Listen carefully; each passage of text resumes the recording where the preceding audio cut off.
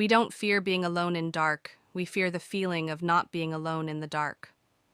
I did not always fear darkness, at least not until that night.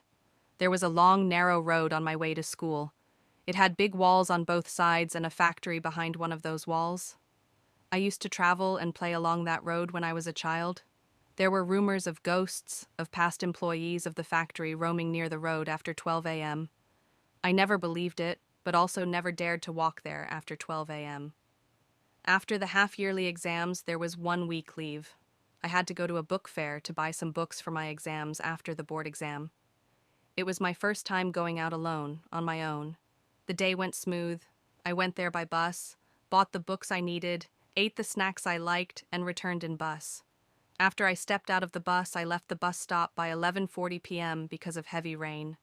By the time I reached the road, it was already 12:05 a.m. Even though I didn't believe the stories, but I had my own fears.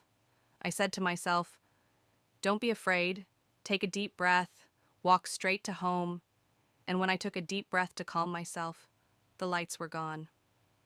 I felt a silence which is loud enough rip my soul from my body.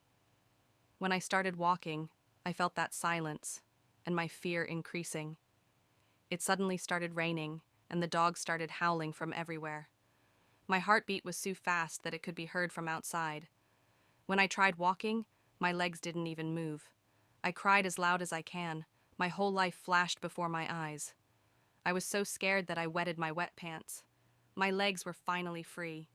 When I started running, I stepped on something that felt like a furry corpse. The howling turned to barking. I started running because of my fear, but something bit my ankle strong enough to make me fall. I felt the pain and my blood flowing out of my feet. I stood and started running mindlessly to escape, but I broke my nose by hitting on a wall accidentally. When I fell down, more of them grabbed me. It felt like my skin is being ripped off me. I lost my mind. I couldn't even stand. I tried crawling through a gap in the wall, but I couldn't escape them. I felt my toes chopped off, my skin being peeled off, my body being butchered. It felt like leaving hell.